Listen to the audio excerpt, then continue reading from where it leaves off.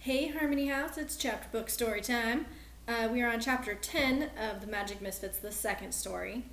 So, in our last chapter, they were having a dinner party at Mr. Dante Vernon's house.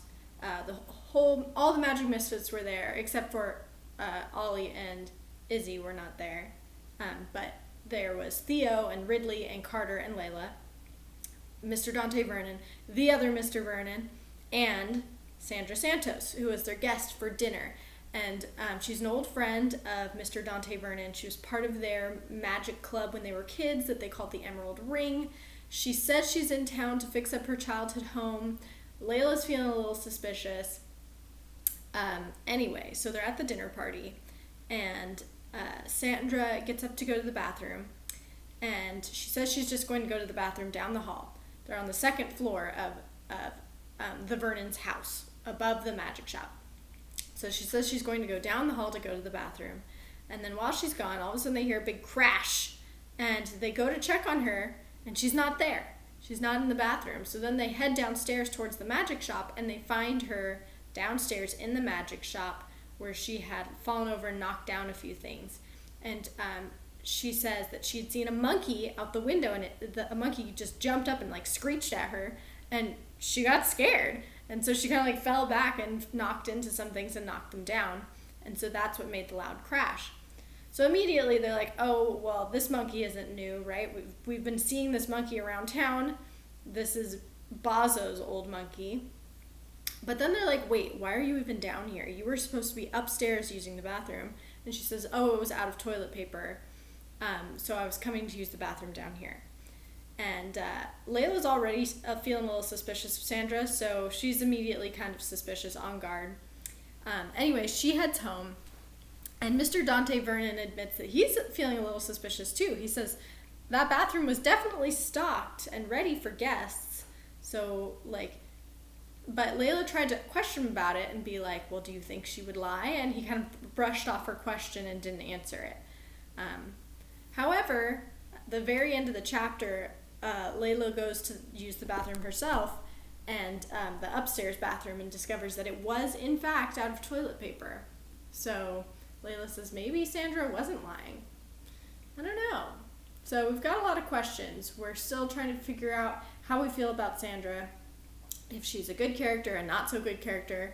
We're trying to figure out what's so special about Layla's key that was left with her when she was a baby at the orphanage. If you remember, Sandra used her psychic powers to tell her that it's going to become very important in the coming days, which really surprised Layla because no one knows about her key, not even her friends.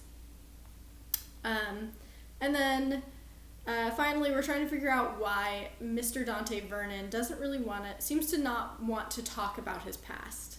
Layla's trying to get him to open up more about his childhood. So, here we go. Chapter 10. Are you ready, Noodles? A few days after the Vernons' dinner party, Layla, Carter, Theo, and Ridley made their way up the hill from town toward the Grand Oak Resort. The sun was beginning to dip toward the western horizon, and the shadows of trees were stretching long across the grass. The sky was painted a deep, comforting blue, and wisps of high clouds were like strokes of white left by feather flowers. The enormous white lodge was just ahead. The group went around the side and to the back, where they usually met their friends. They trailed along one of the footpaths that connected all the other buildings to many of the resort's recreational activities. Quaint gables rose up from the dark rooftops, and green shutters accented every window. Layla thought of these grounds as her second home. The apartment over the magic shop was lovely, but the Grand Oak had everything from pools to a magnificent view overlooking mineral wells. Layla often accompanied her papa when he came to work, if for no other reason than to stroll among the gardens. If you recall, the other Mr. Vernon is a chef that works at the Grand Oak Resort, so that's who Papa is. On the other side of a shaded floral bower, the Golden twins were cartwheeling through the grass. Izzy planted her feet and crouched down as Ollie leapt onto her shoulders. Izzy rose up, swift as a piston, grasping her brother's legs. They stood in the field, watching as the Misfits approached in awe of their gymnastic skills. Izzy called to Ollie, "You've gained some weight." Ollie patted his belly, "Thanks to all my friends called donuts." Suddenly, Izzy looked like she could no longer hold her brother up. As they tipped, Izzy dropped to her knees and Ollie tumbled into a perfect somersault, landing in a perfect pose, arms outstretched, hands waving. It was all part of their show with these two. Layla and the others broke into enthusiastic applause. Upon seeing their friends, the twins then burst into an a cappella song, harmonizing in comic falsetto, box-stepping and pirouetting. "Welcome, welcome, one and all. Nice to see you, guys and dolls. A lot's gone on. Have things been funky? We heard you almost caught a monkey. We've missed you much. What a strange week. Check our pockets. Have a peek." Synchronized, the twins held open their vest pockets. Before anyone could get too close, two pink noses stuck up out of the shadows. Ridley shrieked and rolled back in her chair. Theo wrinkled his nose. "Are those mice?" "We wanted magical assistants," said Ollie. "We've spent all day training them," Izzy chimed in. "To do what?" asked Carter. Ollie and Izzy glanced at each other. "So far, they're very good at squeaking," Izzy said brightly, spinning the statement to sound impressive. "Where did you get them?" asked Layla. "We caught them out here in the yard," said Ollie. Izzy nodded. "They practically jumped into our hands." "I'm not sure why you'd need magical assistants," said Ridley, "since you're not officially magicians." "Aren't we?" asked Ollie. "Laughter is the best magic of all." Actually, actual magic is the best magic of all," said Izzy. "Whatever," Ollie said. "Besides, I don't need to be saddled with a label. It's good to leave your options open, to try a little bit of everything. Tap dancing, singing, miming, acting, librarying." Izzy rolled her eyes. "That's not a word." "You're not a word," Ollie retorted. "My point is, there are endless possibilities to what we can teach these mice." "Endless," Izzy added. "Math, chemistry, French cuisine." "Oh, yes," said Ollie. "I love a good bouffe bourguignon." "Hey, Izzy." "Yes, Ollie." "What do you call a mouse who excels at oration?" "I don't know, Ollie. What?" "A public squeaker." "Hey, Ollie." "Yes, Izzy." "Where do mice shop for groceries?" "I don't know, Izzy. Where?" "The mini mart." Layla, Carter, and Theo chuckled politely, while Ridley let out a groan. I think your material needs some work. Anyway, I'm very happy you've made some new friends, but I'm here to call our meeting to order if everyone is ready." Ridley handed her notebook to Carter, who had become the club's unofficial secretary. "Roll call," Ridley sang out. When she spoke each member's name, that person answered, "Here," except for Ollie, who said, "Present. Oh, I love presents. Does anyone have a gift for me?" "Announcements," Ridley said. "Let's hear 'em." Izzy raised her hand. "How did the dinner with Sandra Santos go?" "You two should have seen it," said Carter. "She read our fortunes and talked to our spirit guides and tripped downstairs when she saw Bozo's monkey looking in the shop window at her." "So that monkey is still around?" Ollie asked. "Apparently," said Layla. "Sandra sounds like a hoot," said Izzy. "No, Izzy," said Ollie. "A hoot sounds like this. Hoo-hoo! Hoo-hoo!" "Wow, Ollie, you're pretty good at that," Izzy said sarcastically. "Maybe you can befriend an owl and get wise." "Har har," Ollie said. "Sorry we couldn't be there. Sandra sounds like she knows her way around a good performance." "She really does," Layla noted. "Have you seen her around the resort at all?" "She attended our show this morning," Ollie said. "She clapped really hard. Very nice of her." "She even looks like she might be psychic," said Izzy. She certainly got the right hair for it. Long, wavy, and, she whispered the next part, filled with secrets.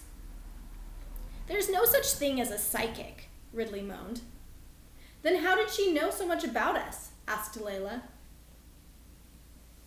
A dozen different ways, probably. I mean, she had plenty of time here at the resort to ask around about us before returning for dinner, Ridley suggested. After everything that happened with Bozo, people know a little bit about us. After everything that happened with Bozo, people know a little bit about us now. Carter cringed. Hopefully not too many people. I did a little more reading last night about some of the self-proclaimed psychics of the past century, said Ridley. Did you know that Harry Houdini was not only famous for escaping impossible traps, but also for debunking fake psychics? He was? Layla asked. I've never heard that before, and I love that guy. We are aware, Theo noted. Houdini was part of this club whose mission was to stop people from believing in fortune tellers, Ridley continued. In most of the old photos where the spiritualists were supposedly spitting out this ghostly slime called ectoplasm, Houdini figured out it was actually made of wet cheesecloth. Theo chimed in. I have seen a photograph in a book of a man who was levitating several feet off the ground. But if you examine the image closely, it is apparent that he jumped off his chair in the middle of the shot. Disappointing. But what Sandra did seemed so real, said Layla, feeling the key hanging around her neck. If you really think about Sandra's so-called readings, Ridley went on, mostly she just said something vague. Then we filled in the blanks for her.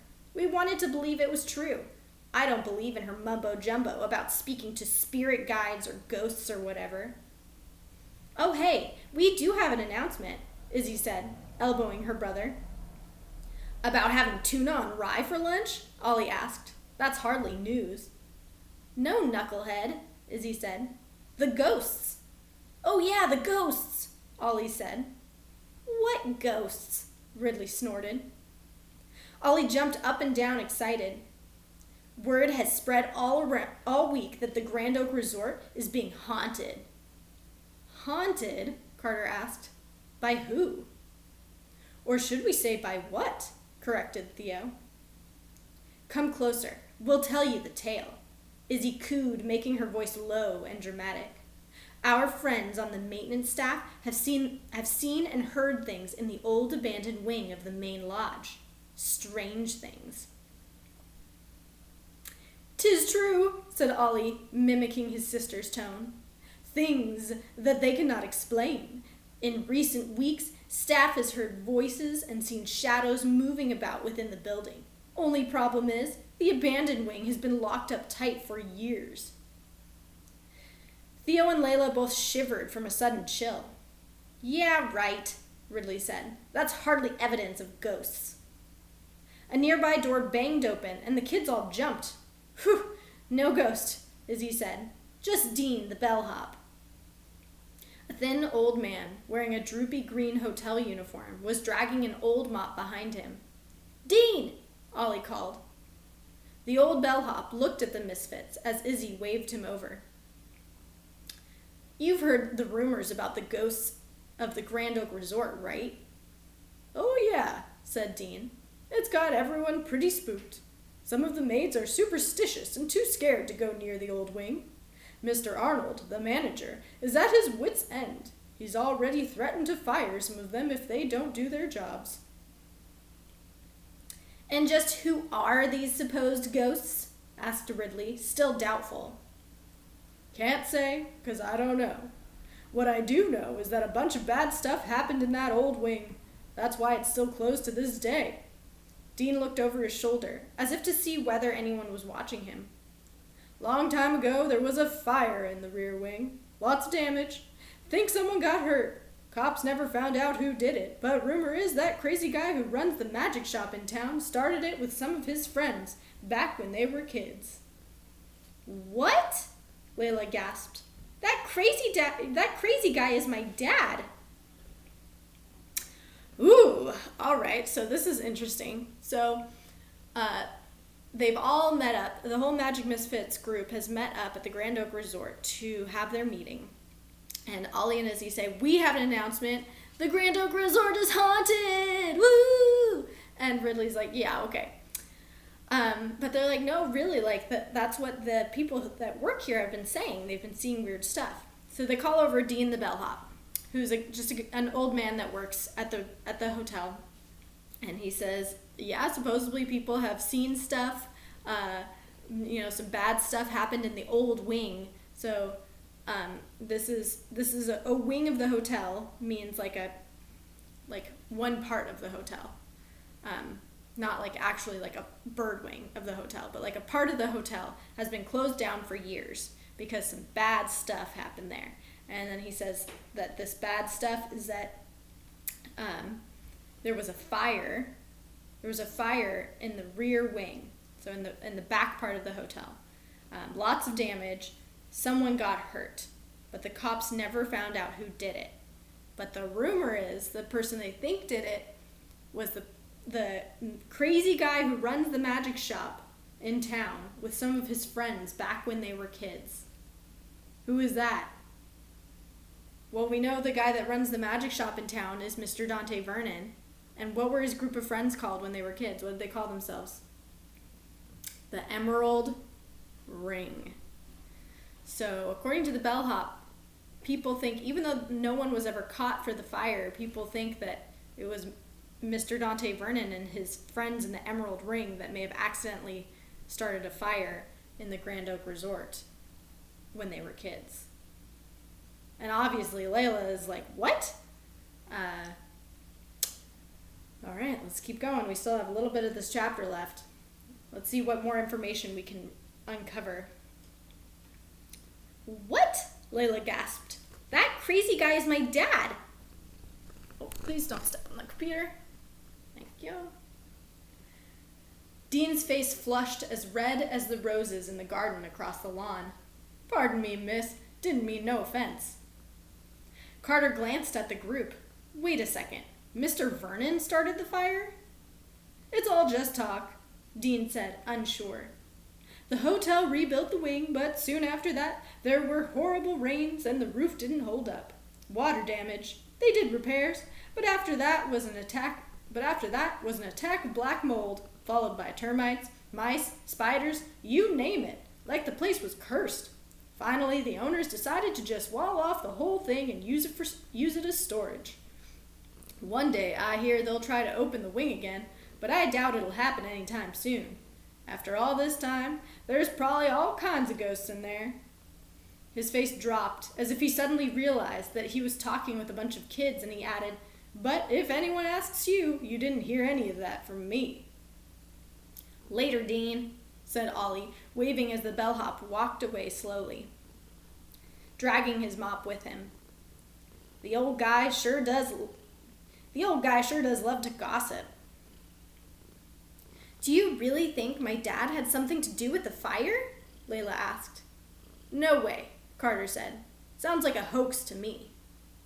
But what about the ghosts? Theo asked. Perhaps the Magic Misfits should look into it. Ridley threw her hands into the air. Ghosts aren't real. Remember what Mr. Vernon said, Carter noted.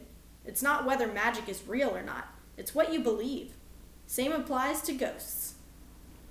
Fine, in that case, the Misfits absolutely should investigate, said Ridley with a look of intrigue. What if we do find ghosts? Izzy asked. That'll make the Grand Oak even more famous. Hey, what do they serve for breakfast at a haunted hotel? Ollie guessed. Ghost toast? Izzy nodded, adding, with blueberry jam. I hope the hotel is haunted, said Ollie. It would bring in even more guests to see us perform, Izzy added. Not if the staff is fired for being superstitious, Carter said. I don't like the idea of anyone getting fired for being afraid. We should look into it and get to the bottom of this nonsense. Ridley saw that Layla was looking at the ground. Hey, buck up, Layla. I'm sure that old Dean doesn't know what he's talking about. I don't know. My dad always seems to have so many secrets, Layla whispered. So let's look into the ghosts, and maybe we'll learn more about that fire. Great idea, Layla said, finally smiling again. It would be horrible if anyone at the Grand Oak had to lose their job because they're too scared to work here. Layla clapped as a brilliant idea burst forth. We should ask Sandra to talk to the ghosts. She can ask them to leave. If there's one thing people in Mineral Wells love, it's a show. And pizza, said Ollie. People in Mineral Wells are crazy about pizza. And ice cream, said Izzy. People in Mineral Wells adore a show, Ridley interrupted. Good idea, Layla. What room did Sandra say she was staying in? And that is the end of our chapter. So we learned a lot. This is like a whole new part of the story coming out. So they found out that the Grand Oak Resort is supposedly haunted, or at least people think that there's ghosts, but Ridley doesn't think there's actually ghosts. She thinks that something else is going on. And so the Magic Misfits have agreed that they're going to look into it and try to find out what happened in this one part of the hotel that's been closed for years. There was this fire. Was it the Emerald Ring that started this fire? And if so, like how or why, right? So find out what happened in this rear wing of the resort, rear wing being the back of the hotel. And then to find out how to make it a safe place for the staff that work at this hotel, because some of the staff are feeling scared. And so whether it's ghosts or someone playing a trick, they want to find out what it is so that they can make it a safe place for everyone, right? And Layla's idea was to get whose help? Who does she want to ask for help? She wants to ask Sandra Santos for help because she wants her to use her psychic powers to talk to the ghosts, if there are ghosts, and tell them to go away. But who do you believe? Do you think Layla's right and there are ghosts? Or do you think Ridley's right and there's not ghosts, it's just someone playing a trick? What do you think? And then do you think Mr. Vernon and his friends actually set that fire when they were kids? I don't know. We have more mysteries ahead of us. And we will continue to read those mysteries next time when we read chapter 11. I'll see you there. Bye!